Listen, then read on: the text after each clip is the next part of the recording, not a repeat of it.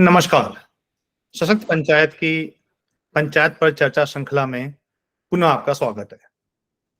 हम भारत के अलग-अलग राज्यों के ग्राम प्रधानों से, जिन्होंने पंचायत के सशक्तिकरण के लिए बहुत ही महत्वपूर्ण योगदान दिया है, उनसे इस पॉडकास्ट में चर्चा करते हैं।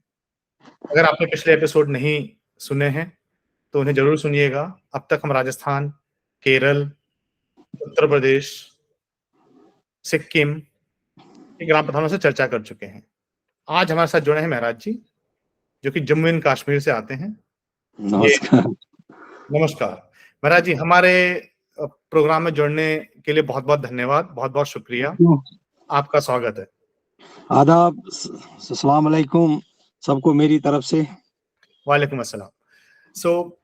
महाराज जी, पहले आप एक संक्षिप्त में अपने गाँव के बारे में, जिसके आप ग्राम प्रधान हैं, ठीक है, उसके बारे में थोड़ी जानकारी दीजिए। जैसे कि डेमोग्राफिक, कहाँ पे वो एरिया है, क्या वहाँ के प्राइमरी ऑक्यूपेशन है, क्या वहाँ पे रोजगार के साधन है? तो एक थोड़ा-सा अपने गाँव के बारे में पहले जानकारी दीजिए। देखो, मैं रोहतर महराज हूँ। मैं जम्मू कश्मीर में रहता हूँ। मेरा डिस्ट्रिक्ट जो पड़ता है वो बांडीपुरा है, बॉर्डर एरिया है। और मेरा जो ब्लॉक है वो सुंबल है और मेरी पंचायत न्याज़बल है। और हमारे यहाँ दूर-दराज इलाके है, बॉर्डर इलाका है, जंगलात है। ज़्यादातर हम बागात है, सेब के बाग है, उस पे डिपेंड करते हैं। और टूरिज़्म का ज़बरदस्त पोटेंशियल है। मानसबल लेक सामने, वलोर लेक है हमारे डिस्ट्रिक्ट में, या वर्ल्ड का फेमस जो डेस्टिनेशन है गुरेज़, जिसको टूरिज़्म के लिहाज से नंबर 1 डेस्टिनेशन दिया गया है इंडिया की तरफ से, हमारी कंट्री की तरफ से। गुरेज़ भी मेरी डिस्ट्रिक्ट में आता है। तो श्रीनगर से जो हमारी मेन सिटी है, श्रीनगर से 25 किलोमीटर दूर है। मेरा गाँव काफ़ी नज़दीक है, गुलमर्ग साथ में पड़ता है। सोनमर्ग 50 किलोमीटर की दूरी पर है, गुलमर्ग 20-25 किलोमीटर की दूरी। ये सेंटर एरिया है एक मेरा गाँव, और बड़ा ही खूबसूरत है। और मैं अपना इंट्रोडक्शन दूँगा। मुझे रोल मॉडल सरपंच खिताब भी मिला एलजी एडमिनिस्ट्रेशन की तरफ से, और महाराज 30 जी, सरपंच। क्षमा चाहता हूँ, मैं आपको यहाँ पे थोड़ा रोकना चाहूँगा, क्योंकि उस पे हम आएँगे। आपके हुँ। आपके अभी गाँव में, जैसे कि आपने बोला कि आपके गाँव के जो सीमाएँ हैं, वो बॉर्डर को भी लगती हैं। आपके गाँव की आबादी कितनी होगी? देखिए, मेरे गाँव की सीमाएँ नहीं, मेरी डिस्ट्रिक्ट की सीमाएँ, जो मेरी डिस्ट्रिक्ट है, उसकी सीमाएँ हमारी बॉर्डर से, गुरेज़ की बॉर्डर से मिलती है। तो हमारे गाँव में की आबादी है तकरीबन 6,000, और उसमें जो चूल्हे हैं, जिनको राशन कार्ड जिनको फराहम हुए, वो 800 है। तो एक बड़ा गाँव है, एक खूबसूरत गाँव है। कितने और स्कूल हैं आपके? ज़्यादातर सेब स्कूल के बागात में ज़्यादातर वहाँ पे खेती-बाड़ी कम करते हैं, लेकिन सेब के ज़्यादा करते हैं। कितने स्कूल हैं आपके गाँव में? स्कूल, अस्पताल? मेरे गाँव में 3 स्कूल है। उसमें 2 प्राइवेट स्कूल है, 1 गवर्नमेंट स्कूल है, हाई स्कूल, और एक हेल्थ वेलनेस सेंटर है, जिसका यूटी का नंबर 1 वेलनेस सेंटर अवार्ड मिला, अभी नेशनल अवार्ड के लिए भी गया है। तो मेरे गाँव में एक स्टेडियम बन रहा है, जो हाल ही में जिसकी टेंडरिंग हुई है, उसका काम स्टार्ट। एक पार्क बन रही है बड़ी, 3 करोड़ रुपए की। तो मेरे गाँव में हर एक फैसिलिटी है, पानी, सड़क, बिजली की हर कोई सुविधा मौजूद है। आप 4 साल से ग्राम प्रधान रहे हैं और आपने बहुत ही सराहनीय काम किए हैं, और उसी का रिजल्ट है कि ये जो सुविधाएँ हैं जनता को, वो काफ़ी अच्छी हालात में मुहैया कराई जा रही हैं। पर हम अब जानना चाहेंगे थोड़ा उससे पहले की कहानी, और जो है देखिए मेरा आपकी कहानी, कि देखिए आपका राजनीतिक बैकग्राउंड है, क्या आप किसी राजनीतिक परिवार से आते हैं? आपके ग्राम प्रधान बनने की कहानी? देखिए, पहले मैं हम पहले स्कूल जाता बच्चा, तो मैंने स्कूलिंग की है। उसके बाद मैंने कॉलेज जॉइन किया। कॉलेज के बाद मैंने सोचा, मेरे हर घर में जो भी मेरे कज़न्स है, बाकी वो डॉक्टर है, मेरा भाई बैंक मैनेजर है, सब अच्छे-अच्छे पोस्टों पे है। तो मुझे शौक हुआ कि मैं लोगों के लिए कुछ खिदमत करूँ, अपने गाँव के लिए, क्योंकि मेरे गाँव वाले तरसते थे। उनके पास ना बिजली थी, ना सड़क था, ना पानी था, ना कुछ ऐसी व्यवस्था थी कि सपोर्ट्स ग्राउंड नहीं था कि बच्चे खेलें। तो मुझे बड़ा दुःख होता था उनकी तरफ देखने के लिए कि हमारे पास यहाँ के लोग तरसते थे बिजली, पानी और सड़क के लिए। तो फिर यहाँ पे काफ़ी सालों के बाद यहाँ की सरकार ने भाजपा सरकार ने यहाँ पे इलेक्शन करवाई, तो उसमें मैंने भाग लिया। मैं खुद एक स्टोन पेल्टर था। यहाँ पे ज़्यादातर टेररिज़्म का माहौल था, स्टोन पेल्टिंग का माहौल था। हालात ठीक नहीं थे। तो फिर मैं मगर उस टाइम मैं काफ़ी छोटा था, मेरी एज टीन एज में थी। तो फिर कुछ लोग मुझे मिले, आर्मी के अफ़सर मिले और एडमिनिस्ट्रेशन के अफ़सर मिले, पुलिस के अफ़सर मिले, उन्होंने मेरी लाइफ़ को बदल दिया। ख़ासकर इंडियन आर्मी का उसमें बड़ा रोल है। आप स्टोन पेल्टर थे जैसा कि आपने बताया, तो जी। क्या मनोस्थिति होती है, क्या मनोभाव होते हैं? कोई बच्चा क्यों स्टोन पेल्टर बनता है? देखिए, इंसान जब टीन एज में हो तो उसको पता नहीं था कि सही क्या है, गलत क्या है। 14 साल, 15 साल या 11 साल, 12 साल की उम्र में, तो उस टाइम हमें बताया जाता था कुछ और कहाँ, यहाँ पे खाली सियासत खेली जाती थी। मेरे जैसे कितनी नौजवानों को कलम के बजाय हाथों में उनको गन दिया गया। मेरे कितने नौजवान ऐसे हैं जिनको किताबों की जगह पत्थर दिए गए। वो अपनी सियासत को बढ़ाने के लिए, लेकिन जब से माहौल चेंज हुआ 370 के बाद, यहाँ पे एक अमन का और अच्छा जो यहाँ पे माहौल बन गया। अब टूरिज्म देखिए, टूरिज्म कहाँ से कहाँ पहुँचा। पहले लाखों में आते, अब करोड़ों में आते हैं टूरिज्म। अब जगह भी नहीं मिलती है। आप देखिए हमारा हर दिन रोज़ हड़तालें होती थी। वो चीज़ें जब से ये इलेक्शन हुए और नहीं, पंचायतों को पावर तो मिला। अभी तो बहुत ही बदलाव आए हैं, पर मैं थोड़ा-सा इस बात पे आपकी जो जर्नी ग्राम प्रधान बनने की, इस पर थोड़ा डिटेल में जाऊँगा, क्योंकि मेरे को लगता है कि ये काफ़ी लोगों के लिए प्रेरणा होगी। पूरे भारतवर्ष में जितने भी लोग इसको देखेंगे प्रोग्राम को, आपके क्षेत्र से या बाकी क्षेत्रों से भारत के, सभी के लिए ये बहुत प्रेरणादायक होगा। तो जब आपने बोला कि राजनीति के इन्वॉल्व होने की वजह से, राजनीतिक लोग लाभ उठाने की वजह से लोगों को स्टोन पेल्टिंग या इस तरह के कार्य में लगा देते हैं। बट एक बच्चे के मन में क्या मनोभाव होता है? वो अ, उस उस समय टाइम क्या लगता है कि मतलब मैं क्यों करूँ? मतलब भले भले ही वही देखिए वही मैं उस टाइम मैं आपको डिटेल में बताऊँ, उस टाइम टीन एज होती थी। एक टीन एज इंसान को वो उभरने की एज होती है। उस टाइम अगर कोई भी किसी भी एंगल से उसको देखा जाएगा, तो उसी साइड लिया लिया जाता। हमें बताया जाता था कि हम आपकी इंडियन आर्मी आपकी दुश्मन है या आपके दोस्त नहीं है, पुलिस आपकी दुश्मन है। मतलब इन चीज़ों में हमें इन्वॉल्व किया और मज़हब के नाम पे हमें लड़ाया जाता था। और हमारे ये मज़हब में लिखा है कि इन पे वो, लेकिन सही दीन भी हमें नहीं बताया गया जाता था। लेकिन जैसे-जैसे इंसान की एज बढ़ती है, वो सही और गलत का फ़र्क और जब सही रास्ता दिखाने वाला मिलता है, तो इंसान अपनी लाइफ़ को चेंज करता है।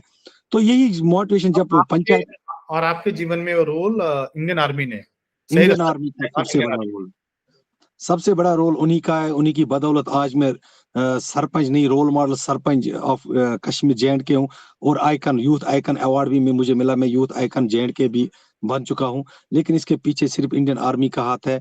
मैं उनका बहुत बड़ा कोई शुक्रिया। कोई कोई ऑफिसर या कोई इंडियन आर्मी का बंदा जिसको आप डेडिकेट करना चाहेंगे अपनी सफलता? देखिए, मैं बहुत सारे हैं, इसमें एक ही का नाम नहीं लूँगा, मैं पूरी वो वर्दी की रिस्पेक्ट करूँगा, उसमें पर्सनल किसी का नाम नहीं लूँगा, क्योंकि काफ़ी अफ़सर्स थे, क्योंकि उनका नाम भी उन्होंने मुझे बोला कि कभी हमारा नाम नहीं लेना, तो मैं उनको दिल से प्यार अभी भी करता हूँ और काफ़ी मैं पूरी इंडियन आर्मी को सैल्यूट करता हूँ अपने दिल से, क्योंकि एक स्टोन और मैं पेल्टर। और मैं आपको सैल्यूट करता हूँ, थैंक यू सर। मुझे और और बदलाव के लिए। उसके बाद जब मैं सरपंच इलेक्शन लड़ा, उसके बाद मेरी डेवलपमेंट देखिए, मैंने गाँव में बिजली, पानी, सड़क अभी अभी अपने लो थोड़ा-सा मेरा ये क्षमा करेंगे अगेन, क्योंकि मैं थोड़ा स्लो जाऊँगा, क्योंकि हुँ, आपकी कहानी से बहुत कुछ प्रेरणा लेने वाला है बाकी लोगों हुँ, के लिए।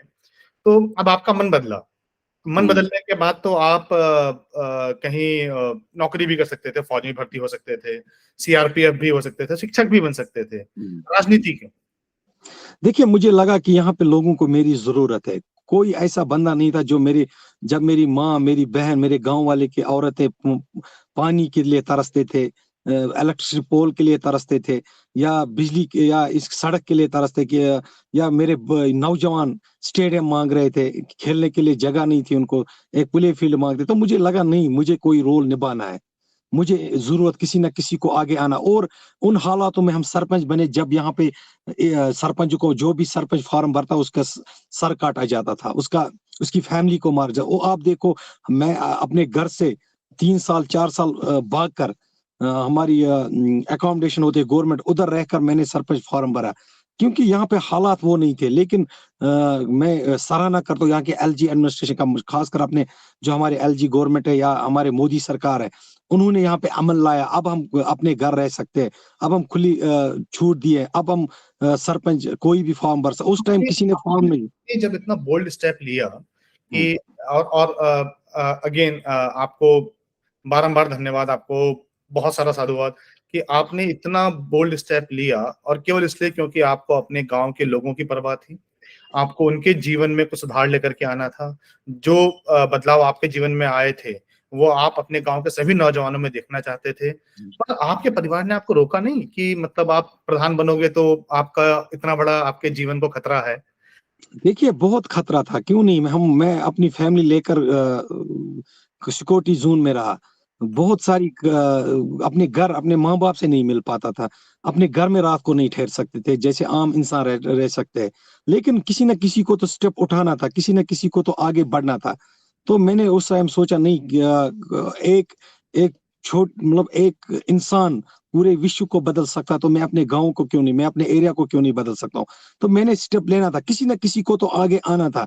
एक वक़्त था यहाँ तिरंगे को हाथ नहीं लगाता था कोई, क्योंकि उसको मारा जाता। यहाँ आर्मी वाले के साथ बात नहीं करते क्योंकि उसको मारा जाता था। लेकिन आज वो वक़्त है कि इंसान आज वो वक़्त है कि इंसान खुले दिल से वोट डाल सकता है, इलेक्शन में पार्ट ले सकता है। लेकिन वो भी वक़्त था जब हम फॉर्म भरने के लिए चोरी-चोरी जाते अपना फॉर्म भरते थे। मैं भी घर से दूर रहा, अपनी माँ-बाप से, अपने रिश्तेदारों से दूर रहा। लेकिन किसी न किसी को तो आगे आना है, किसी न किसी को बदलाव के लिए आगे बढ़ना है। तो मेरे ज़हन में आ गया, ऊपर वाले ने ज़हन दी, और ख़ासकर इंडियन आर्मी ने बड़ा सपोर्ट किया, पुलिस ने बड़ा कश्मीर पुलिस ने बड़ा सपोर्ट किया। तो यहाँ की ख़ासकर मैं यहाँ की एडमिनिस्ट्रेशन, हमारे डीसी साहब है, उन्होंने मुझे बड़ा सपोर्ट किया इस मिशन को आगे लेने। डॉक्टर उवैस है उसका नाम, उसको साल हो गए यहाँ पे डीसी बने, उसी ने मुझे बड़ा सपोर्ट, और खासकर यहाँ के एडमिनिस्ट्रेशन ने, बीडीओ, एसीडी, एसीपी, ये सब मिलकर जो भी एडमिनिस्ट्रेशन के अफसर ने सपोर्ट किया, तब में मुमकिन हो सका कि मैं आज कामयाब सरपंच और रोल मॉडल सरपंच बन चुका। तो आपकी कोई राजनीतिक एज़ सच कोई आपकी एस्पिरेशन नहीं थी। आपकी एस्पिरेशन थी सेवा करना, लोगों सेवा की करना, सेवा करना, डेवलपमेंट अपने करना। गाँव में खुशहाली लेकर के आना, अपने गाँव के जो लोग हैं, उनको अच्छी सुविधाएँ उपलब्ध कराना, और वही प्रेरणा से आप राजनीति में आए। तो एक दूसरा ये भी कहा जाता है कि जब पंचायत का चुनाव होता है, तो जब तक आप उसमें या कोई भी चुनाव जो होता है, लोग कहते हैं जब तक आप उसमें थोड़ा जातिगत या धर्म को लेकर के ना आए वोट बैंक के लिए, या पैसा लेकर के ना आए वोट बैंक के लिए, तब तक चुनाव जीतना बहुत मुश्किल होता है। क्या आपका चुनाव जीतने की जर्नी क्या रही? देखिए, मैंने लोगों के लिए काम किए हैं, मैंने लोगों के लिए सड़क, बिजली, पानी, सब इनको पता था कि नहीं, महराज ऐसा बंदा है जो हमारे लिए उठा है। तो लोगों ने भी बढ़ चढ़ कर वोट दिया, मुझे सपोर्ट किया। तो इस वजह से अब मेरा शौक बढ़ चुका है। अगर मैं सरपंच था, अब मैं डीडीसी इलेक्शन भी लड़ा, मैं चंद वोटों से पीछे रह गया। लेकिन लोगों ने मुझे बढ़ चढ़ कर, अभी मैं एमएलए इलेक्शन के लिए तैयारी कर रहा हूँ, क्योंकि मुझे लगा नहीं, मेरा काम अच्छा लगा लोगों को, जो मैंने काम ग्राउंड पे किए वो चीज़ें अच्छी लगी लोगों को। तो मैं जो नीड है वो अब बढ़ चुकी है। मैं लोगों से अब और ज़्यादा उम्मीदें मुझसे लोगों को जुड़ चुकी है। उनको मुझ पर उम्मीद है कि आगे जाकर हमारी रिप्रेजेंट बनेगा, क्योंकि इसने एक सरपंच होके एक कामयाब सरपंच बना। इसने हमारे तमाम काम में, जो भी हमारे काम पेंडिंग थे, जो 70 सालों से नहीं। आप एक बहुत बड़ी भ्रांति का खंडन कर रहे हैं, और वो भ्रांति ये है कि चुनाव के लिए ना विकास केवल मुद्दा नहीं हो सकता।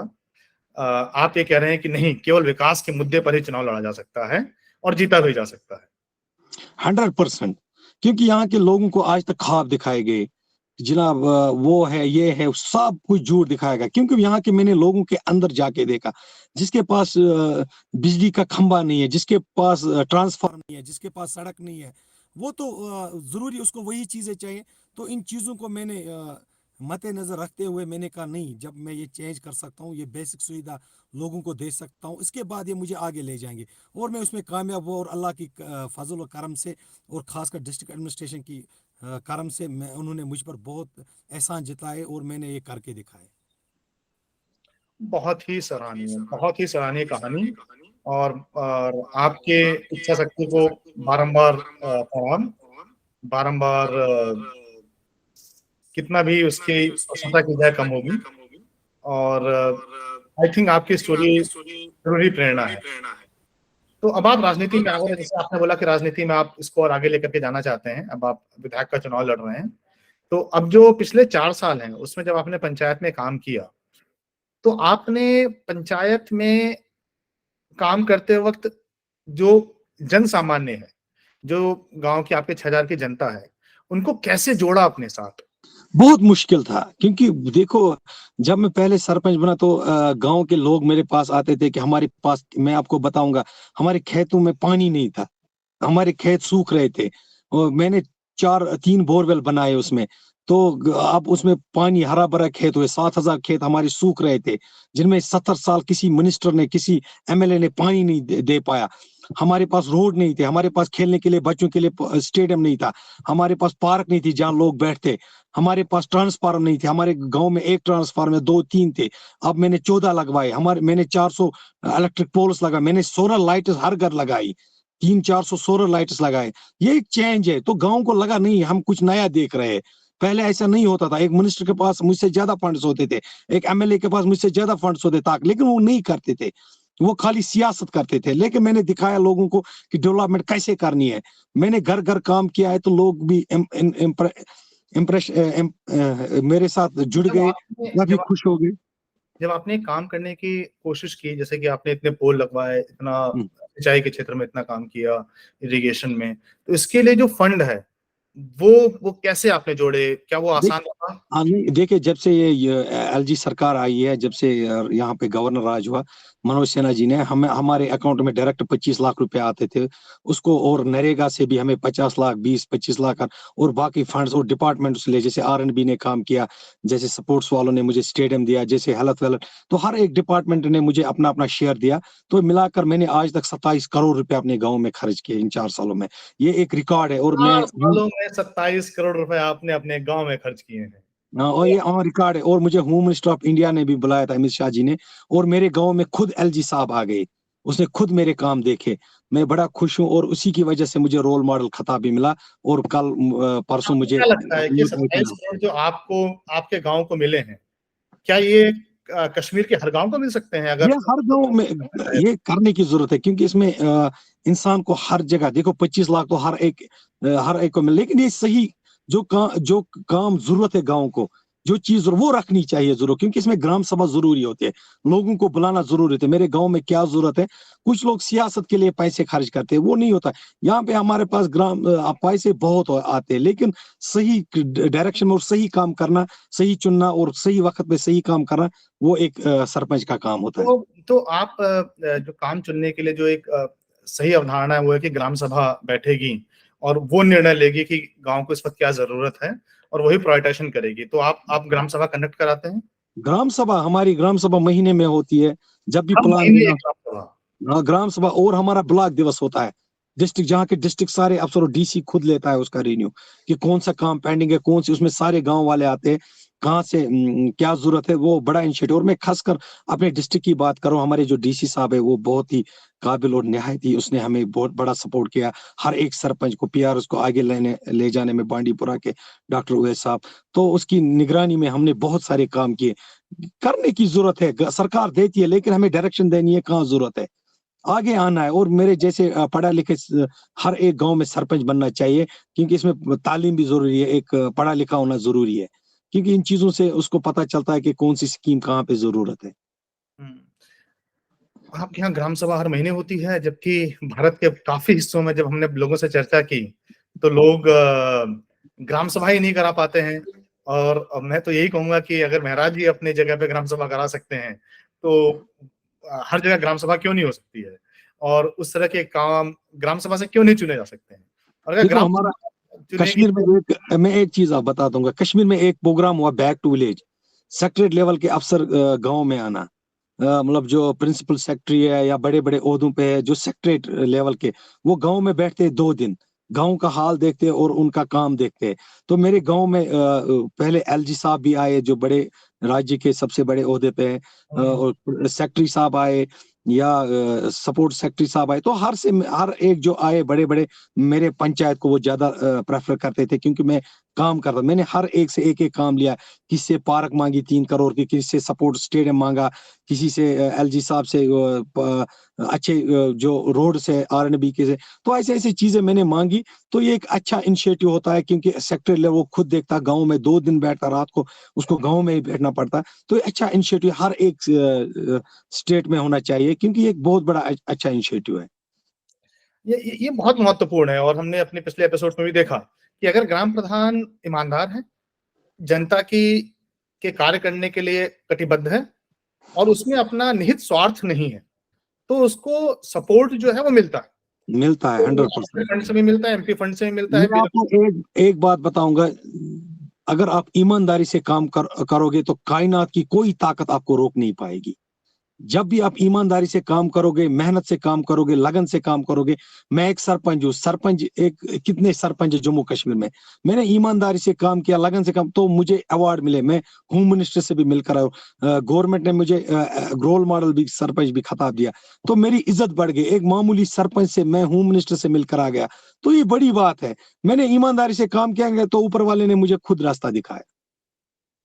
बहुत ही प्रेरणादायक।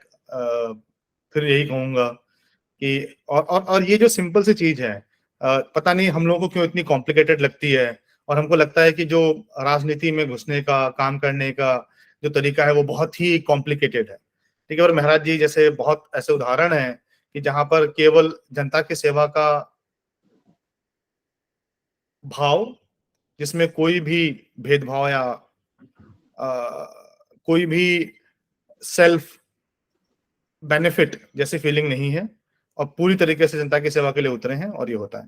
तो कुछ महाराज जी, कुछ एक दो चीजें के बारे में आप हमें बताइए, जो आप, जैसे कि आपने अभी खेत के बारे में बताया, सिंचाई के बारे में, ऐसे ही स्वास्थ्य को लेकर के, शिक्षा को लेकर के, कोई एक चीज ऐसी जिसमें आपको आते ही जनता ने बोला हो कि इसको ठीक करना जरूरी है, और वो जर्नी की आपने उसको कैसे ठीक किया, वही किसी मैं भी। बोल रहा हूँ, जब मैंने सरपंच का ओहदा संभाला तो मेरे गांव में कुछ भी नहीं था। सब व्यवस्था खत्म हो चुकी थी। मतलब बिजली नहीं थी, सड़क नहीं थे, इलेक्ट्रिक पोल नहीं थे, जो बेसिक सुविधा बिजली, पानी और सड़क। तो इन चीजों पे मैं खड़ा उतर गया। मैंने ये चीजें करके दिखाई। मैंने सारी एक एक का थोड़ा डिटेल में एग्जांपल लेंगे, जिससे कि जो बाकी जो ग्राम प्रधान मैंने इसको समझते देखो, हैं। हमारे पास ये जो ट्रांसफार्म है, इलेक्ट्रिसिटी ट्रांसफार्म, हमारे पास कुछ भी नहीं था। लोगों को बड़ी परेशानी होती थी। तो मैंने 14 लगवाए, हर एक वार्ड में एक एक लगवाया। तो ये एक बड़ा एग्जाम, तो लोगों को तो राहत आपने मिल गई। आपने कैसे, पहले आपने कोई कार्य योजना बनाई, फिर आपने कहीं से पैसे हाँ, मांगे? हमारे पास 25 लाख रुपए आते हैं फंड्स, जो हमें सरकार देती है। हमने उसमें सब में ट्रांसफार्म लगवाए। तो 4 सालों में मैंने एक एक चीज, इलेक्ट्रिसिटी ठीक करवाई। जब मैं उसमें कामयाब हो गया, फिर मैंने सोलर लाइटें लगवाई, फिर मैंने रोड्स ठीक करवाए, आरएनबी मैग्नेमाइज रोड्स करवाए। तो एक एक स्टेप मैंने सब किया। तो आज मैं मुकम्मल तौर पर कहता हूँ कि मेरा गाँव नंबर 1 गाँव है। सो बेसिकली आपने क्या किया, आपने पहले समस्याएं देखी कितनी हैं, और हम्म। फिर आपने प्रायोरिटाइज की सबसे बड़ी समस्या क्या है, और पहले आप उसी समस्या पे जुटे, उसका समाधान किया, फिर आप दूसरी समस्या पे मूव किए, फिर आपने उसका समाधान किया, और इस तरह आप एक 4 होता है साल। एक होता है डिक्टेशन, एक होता है कि लोगों से जाके मिलना, उनकी परेशानी देखना। आप ग्राम सभा के सिवा बगैर आप कुछ नहीं कर सकते। आप जब तक लोगों से ना मिलोगे, उनके काम नहीं देखोगे, क्या प्रॉब्लम, तब तक आप कुछ नहीं कर सकते। हवा में आप कुछ नहीं कर सकते हो। मैंने लोगों से ही लिया मशवरा। मैंने पंचायत में ग्राम सभा बुलाई। मैंने लोगों से, मैंने हर वार्ड के बंधु को बुलाया कि आपको परेशानी क्या है। हर एक ने अपना अपना काम दिया। अगर मुझे 25 लाख गए, हर एक को 5-5 लाख आ गए। हर एक ने अपना अपना काम रखा। तो इसी सिलसिले में और पैसे भी आ गए सरकार से। जो डीसी साहब ने मुझे अपने एंटाइड फंड में दिए, या बाकी डिपार्टमेंटों ने दिए, मैं सब डिपार्टमेंटों ने मुझे मिलकर पैसे दिए। तो मैं बड़ा उसमें खुश हो गया, क्योंकि जो काम मैं पंचायत से नहीं कर पाया, जो रूरल डेवलपमेंट और डिपार्टमेंट ने मुझे मदद की। तो आहिस्ता आहिस्ता आहिस्ता तो 4 सालों में। और यहाँ पे कश्मीर में आपको एक बात, अदर स्टेटों में काम करना बहुत आसान है। यहाँ 6 महीने हमें बर्फ होती है, यहाँ सर्दी होती है, हमें 6 महीने मिलता है काम करने के लिए। और हालात, जब मैं सरपंच बना, 1 साल यहाँ पे कोविड रहा, 1 साल 370 हटने के बाद हड़तालें रही। हमें खाली 2 साल मिले काम करने के लिए। ये मैं बताना चाहता हूँ, ये खाली मेरी अचीवमेंट 2 सालों की है। 2 साल मेरे जाया हो गए। नहीं नहीं, आपने 2 साल में इतना काम किया, आप खुद ही जानते हैं कि लोग 10, 15, 20 साल में भी इतना काम नहीं कर पाते हैं। आई थिंक ये डिटर्मिनेशन ज्यादा इंपॉर्टेंट है समय के अलावा। अब आप एमएलए बनने की तैयारी कर रहे हैं, हाँ और जी। एक जो डिबेट बहुत ज्यादा चलती है वो ये है कि जो पावर थी, ये जो 29 विषय की जो पावर थी, जो पंचायत को मिलनी चाहिए थी, जिसके थ्रू आपको 27 करोड़ मिले, एक्चुअली वो पावर काफी जगहों पर राज्य सरकार ने पंचायत को डिवॉल्व नहीं की। तो जब आप एमएलए बनेंगे तो फिर आप खुद राज्य सरकार के रिप्रेजेंट करेंगे राज्य सरकार को, और पंचायत एक अलग गवर्नेंस स्ट्रक्चर है। तो भारत में 3 गवर्नेंस स्ट्रक्चर हैं: federal government, government of India, state government जैसे Jammu and Kashmir, and local government. और तीनों के काम जो है वो इंडिपेंडेंट है।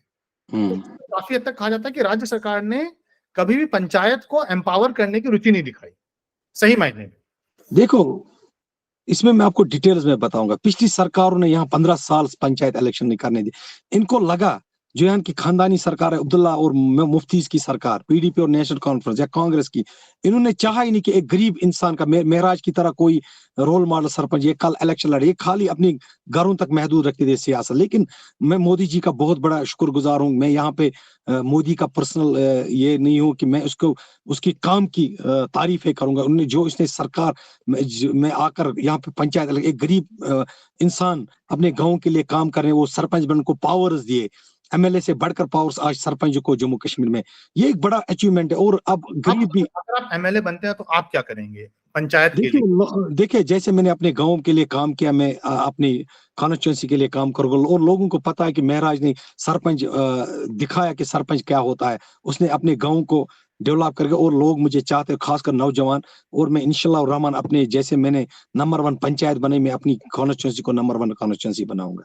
नहीं, भगवान करे आप विधानसभा में जाएं और अपनी कॉन्स्टिट्यूंसी को रिप्रेजेंट करें, बट क्या आप कोई ऐसा कानून या कोई ऐसा विधेयक पारित करेंगे जिससे कि हर पंचायत को सशक्त बनाया जा सके, उसको ज्यादा से ज्यादा फंड मिले, ज्यादा से ज्यादा? मुझे लगता है मेरी नजर से, अगर आप फंड्स यूटिलाइज कर दो गवर्नमेंट इंडिया, आप डायरेक्ट पंचायतों को दे दो। अगर आप 25 लाख देते हो, हमने 25 लाख में इतना काम किया। अगर आप 1 करोड़ देते, हम कितना काम करेंगे? मुझे लगता है कि पंचायत राज सिस्टम ही एक सिस्टम है जो हिंदुस्तान और कश्मीर को मिला सकता है। जो ये डायरेक्ट फंड्स एक ब्रिज का काम करती है, पंचायत एक ब्रिज का काम करती है लोगों और एडमिनिस्ट्रेशन के बीच में। और यही चीज हिंदुस्तान से हमें जुड़ाती है। जितना काम हो सके उतने लोगों में विश्वास बढ़ जाता है। तो मुझे लगता है कि पंचायतों को और एम्पावर करने की जरूरत है, ताकि आने वाले वक्त में और काम हो सके। तो अभी हमने एक साइड की स्टोरी देखी, और मैं आपसे जानना चाहूंगा एक दूसरा पर्सपेक्टिव, राइट? जैसे अगर ग्राम प्रधान हो तो एम्पावर करने में कोई दिक्कत नहीं है ना, और आप एमएलए बनेंगे तो भी आप कोशिश करेंगे। बट कहीं आपको लगता है, कहीं कहीं ये कहा जाता है कि जो ग्राम प्रधान है वो रेडी नहीं है, या फिर उनके पास कॉम्पिटेंस या नियत या कैपेबिलिटी की कमी है, और वो पावर को मिसयूज या अब्यूज कर सकते हैं। और इसलिए स्टेट गवर्नमेंट कहती है काफी जगहों पे कि हम तो ये पावर देना चाहते हैं, क्योंकि जो लोकल गवर्नमेंट की जो चीजें हैं वो लोकल गवर्नमेंट ही बेटर मैनेज कर सकती है। देखो, इसमें मैं आपको एक बात बताऊंगा। आपके हाथ में चाकू है, चाकू आप खून करने के लिए इस्तेमाल करोगे या सब्जी काटने के लिए? अगर आप सब्जी काटने के लिए इस्तेमाल करोगे तो आपको फायदा, अगर आप खून करने के लिए तो आप क्रिमिनल बन जाओगे। मुझे पावर्स दिए गए, अगर मैं गलत यूज करूंगा तो मैं क्रिमिनल हूं, अगर मैं सही यूज करूंगा तो मैं सही बन जाऊं। मुझे पावर्स मिले, मैंने सही यूज किए, तो गवर्नमेंट ऑफ इंडिया ने मुझे इतना बड़ा एजाज से नवाजा। तो आपके आसपास के जो ग्राम प्रधान है या जो थोड़े दूर दराज के भी होंगे, वो लोग ऐसा क्यों नहीं कर मैं पाए? नहीं बोलूंगा कि मैं ये बात आप सही, कि मैं नहीं बोलूंगा 100% सही है। कहीं ना कहीं अच्छे यूथ्स को आगे आना चाहिए, पढ़े लिखे नौजवान को गांव का प्रधान, ये गांव वालों को भी सोचना चाहिए। उनको पता होता है ये इतना बड़ा इलेक्शन नहीं है, तो गांव के कुछ लोगों के होता है, इनको पता है कौन अच्छा इंसान है गांव में, उसको खड़ा करके उसके हाथ में भागदौड़ दीजिए पंचायत की, तो वो अच्छा चलाएगा। आप किसी चोर के हाथ में दोगे तो वो तो चोरी ही करेगा। तो यहाँ पर आपका ये मानना है कि गांव के लोगों को भी जागरूक होना चाहिए? जरूरी है, वही तो बना रहे हैं ना, वही, क्योंकि वो अच्छे ग्राम प्रधान। तो गांव के लोगों को कैसे जागरूक किया जा सकता है? आपके पास कहानी है? देखो गांव के लोगों को कैसे जागरूक, क्योंकि गांव में पता होता है महराज मुझे एक टर्न मिल गई, अगर मैंने अच्छे काम किए गांव के लिए तो वो मुझे फिर से वो बनाएंगे। अगर मैंने खराब किया तो चेंज करो, change is must. Without change आपका कोई काम सही नहीं हो सकता। अगर आपका पिछला प्रधान ठीक नहीं है, आप नया बना दो जो आपको लगेगा नहीं ये हमारे लिए काम करेगा। तो यही चीजें करनी चाहिए, अगर चेंज तो आनी चाहिए। आपको एक मैसेज देना हो राज्य सरकार को या केंद्र सरकार को, पंचायती राज मंत्रालय को, कि वोटर को, गांव के ग्रामीणों को कैसे जागरूक किया जाए, तो आपके क्या सुझाव होंगे? इन्हें कैसे जागरूक किया जाए कि वो अच्छा मैं पार्टी? गवर्नमेंट ऑफ इंडिया, खासकर अपने प्रधानमंत्री नरेंद्र मोदी जी को ये संदेश देना चाहता हूं कि वो ये संदेश वो सीरियसली ले ले। एक तो करप्शन खत्म करे। करप्शन जहां भी है वहां कभी तरक्की नहीं हो सकती है। और उन अफसरों को लगाम दे जो करप्शन में फंसे हुए हैं, जिनकी प्रॉपर्टी है उनकी प्रॉपर्टी निकालो, चाहे वो किसी डिपार्टमेंट का भी अफसर हो। अगर वो 50,000 या 70,000 रुपया तनख्वाह लेता है, 1 लाख, करोड़ों में प्रॉपर्टी कहां से आ गई? इन चीजों पे ध्यान देना चाहिए। तो इन चीजों को देखो, जहां पे भी करप्शन को खत्म किया जाए, तब भी हम आगे बढ़ सकते, देश आगे बढ़ सकता, देश तरक्की। और उनको जो एंटी नेशनल एक्टिविटीज करते हैं या एंटी नेशनल सरगर्मी में मुलविस है, उनको जेल भर दिया जाए, उनके पे कार्रवाई की जाए, उनकी प्रॉपर्टी सीज करे, तब हम तरक्की और जा सकते हैं। बहुत ही उम्दा विचार हैं आपके। और और मैं आपको एक कहानी बताऊंगा अपनी, ये ऐड करनी जरूरी है क्योंकि मैं बोल चुका हूं। मेरे ऊपर काफी जुल्म भी हुए, मेरे ऊपर काफी सियासत भी खेली गई, मुझे झूठे एफआईआर में फंसाया गया। एक यहाँ पे हमारे डीएसपी थे पुलिस के, मैं हमारे ये चलता था गांव में, जब ये कोविड था, कोविड-19 में मेरे गांव वाले कई मस्जिद में कुछ इकट्ठा हुए थे, मैं दूसरी जगह था, मैं गांव के बाहर रहता हूँ सिक्योरिटी जोन में। तो मुझे किसी बड़े नेता ने उसको 2 लाख रुपए देकर मेरे ऊपर झूठा एफआईआर करवाया। और ये सब एरिया को पता है, पूरे गांव को पता है। मैं आपकी मदद से कहना चाहता हूँ, अगर महराज नहीं होता, कोई और होता, वो उस टाइम गन उठाता और अपने देश के खिलाफ जाता। लेकिन मैंने देशभक्ति का जज्बा था, मैंने सोचा नहीं, ये मेरे ऊपर जुल्म करेगा, मुझे जुल्म बहुत देने, तब मुझे आगे बढ़ सकता हूँ। लेकिन ऐसे अफसरों पे कार्रवाई होनी चाहिए, जिसने मेरे ऊपर झूठा एफआईआर लगाकर मुझे जेल भरवाया, किसी लीडर के कहने पे कि महराज आगे ना बढ़े, महराज आगे कल देशभक्ति के लिए काम ना करे, लोगों के लिए काम ना करे। क्योंकि अब मैं थर्ड बन चुका हूं उन लीडरों के लिए जो 70 साल कुर्सी पे बैठे थे, जिन्होंने कोई काम नहीं करा। अब वो मेरे ऊपर ऐसे ही सितम डालते, ऐसे ही जुल्म करते हैं।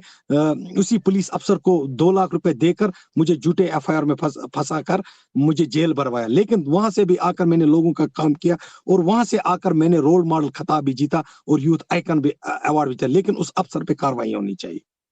बहुत ही इसमें यहाँ पे दो बहुत महत्वपूर्ण शिक्षा है।